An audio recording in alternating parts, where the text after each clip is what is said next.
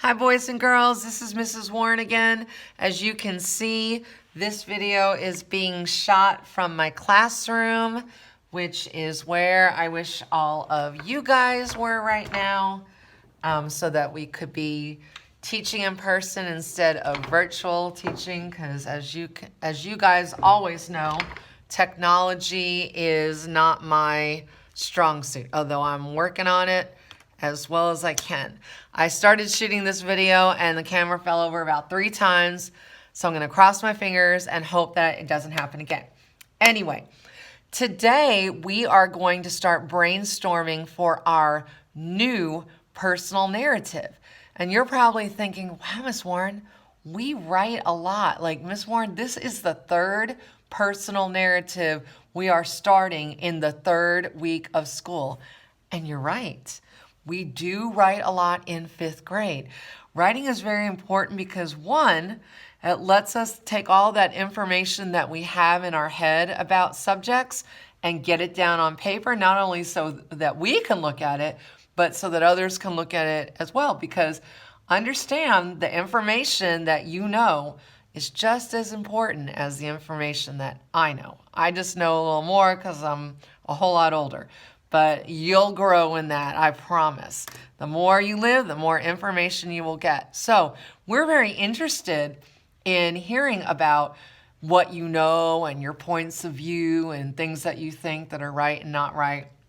So with that in mind, our next personal narrative is going to be focused on writing with our point of view.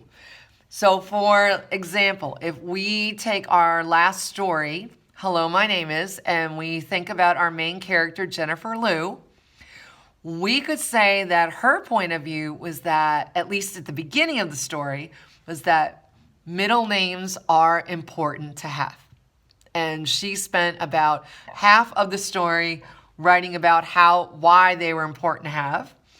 And then, of course, her point of view changed, and she started writing about why they weren't necessary. Now, we're not going to ask you to have to change your point of view in the middle of your narrative, okay? We're going to instead just have you focus on one point of view that you have and be able to develop a well-written paragraph about that. So the first way to get started is with prompts, right? Or ideas for brainstorming, because you need some ideas. You can't just say, okay, I have this point of view and I'm going to write about it. So I'm going to share with you the prompts that our textbook has for us. And I'm going to pray that my camera does not flop over again like it's done before when I was writing. So here we go. One of the things that you could write about is the best hobby. Now, some of you are looking at this saying, Mrs. Warren, what the heck is a hobby? Okay, I've never heard of a hobby. It doesn't make any sense. A hobby is something you like to do in your spare time. It's not about school. It's not about doing chores. It's about something that you enjoy doing.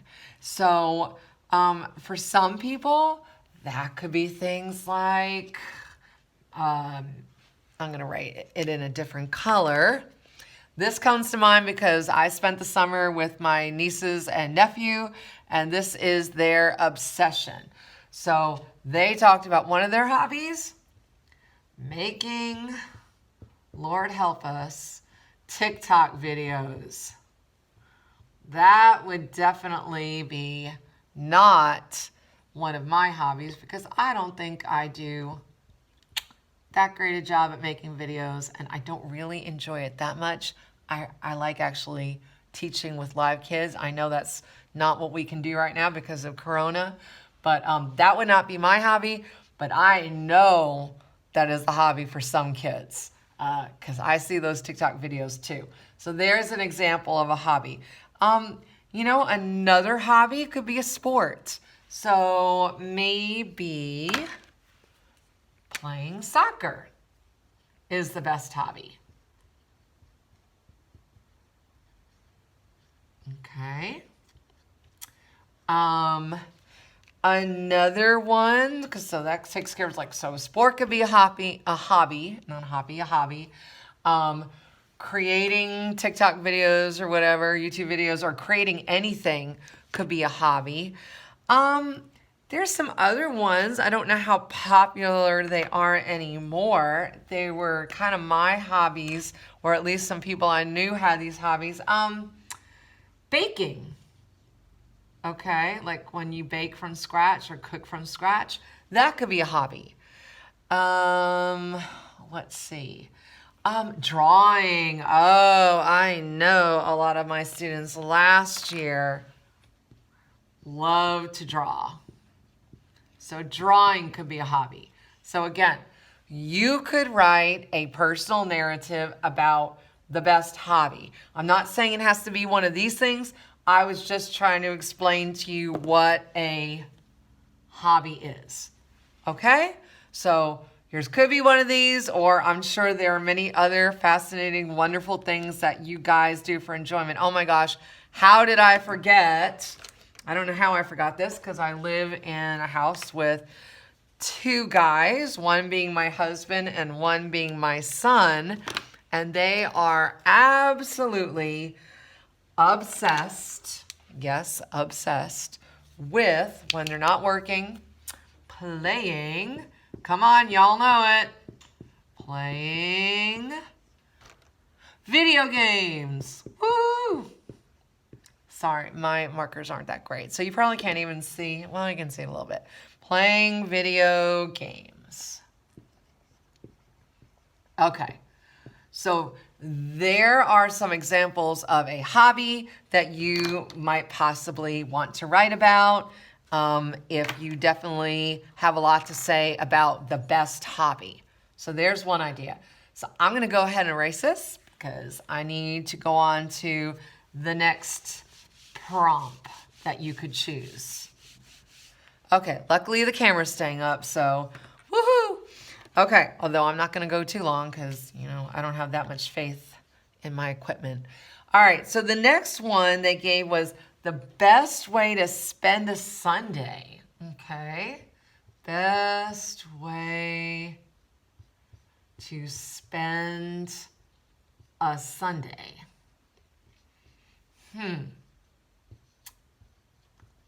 For me, this one would be tough because, to be honest, the way I spend almost every Sunday is cleaning. Okay, but once in a while, I get to babysit our grandson, and that's kind of fun. So maybe the best way to spend a Sunday could be being with family. And I guess you would have to explain what you would be doing with your family if this is what you chose to write about in explaining the best way to spend a Sunday. Let's see. Maybe going somewhere. I mean, COVID's kind of messed that up a little bit for us, but maybe like going to a park. I'm sorry, I really need some new markers. Sorry, I'm going to use red again. Going to a park or going to someplace fun, but again, most places fun are kind of closed. So that's why I think a park, because I know parks are not closed. I guess if you had a pool, you could pick going swimming. Could be the best way to spend a Sunday. I have a pool in the backyard. No, it's not a big fancy in-ground one like I would like. It's an above ground one. It's not too bad. It's about 4 feet. And my grandson and my son really enjoy the pool. They love swimming. And so that might be something they would pick to say is the best way to spend a Sunday. Again, if you pick one of these things, you would have to have examples why. Like if you're going to say going swimming is the best way to spend a Sunday, then you would need at least 3 good reasons why that would be the best way to spend a Sunday.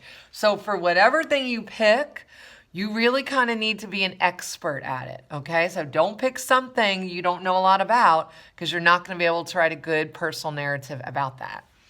All right, so I'm going to erase this one.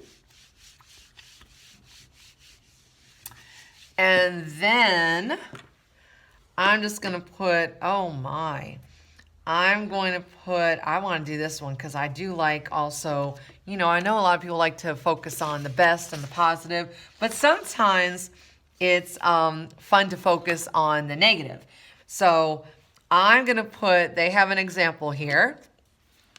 This is the last one I'm going to show you, and it's the worst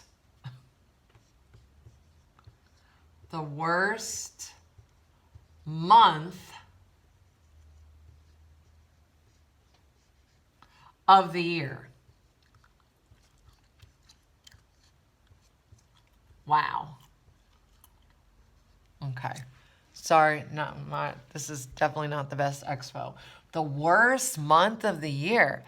I mean, so if you pick this one to write your personal narrative about, you got 12 different months to pick from, but you better have some pretty strong reasons for why it's the worst month of the year. Now, let's say you hate the heat, okay, which I kind of feel bad for you because we live in Houston and that's something you always have to deal with.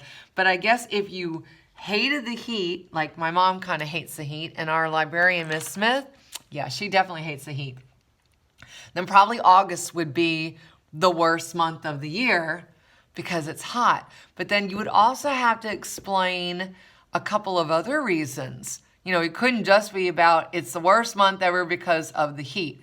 I mean, you know, maybe some kids would go, hey, we start school in August. Maybe that's another reason why it's the worst month of the year. Now, I mean, this year's a weird year since we didn't really start live, and but maybe you enjoyed just having your summer and not having to do your assignments every day. So that could be another reason that you could pick that August was the worst month of the year. Again, if you choose this, then for whatever month you choose, you better have at least 3 good solid reasons why that month would be the the worst month of the year. Okay? So that is our video on prompts for your personal narrative. I showed you 3 different ones: the best hobby, the best way to spend a Sunday, and the worst month of the year. I gave you different categories underneath. So it is now going to be your job to take a look at those and to decide which one of the 3 are you doing. And then for, let's say if it was the best hobby, then you better have a hobby that you can definitely give 3 reasons why it's the best hobby. Or if you pick the best way to spend a Sunday is going swimming, then you better have 3 reasons why swimming is the best way to spend a Sunday. Or if you pick that August is the worst month of the year, which I wouldn't pick that one because I actually like the heat, then you better have 3 good solid reasons why that month would be the worst month of the year. Okay? So that is the end of our video for now, and I will see y'all later. Bye-bye.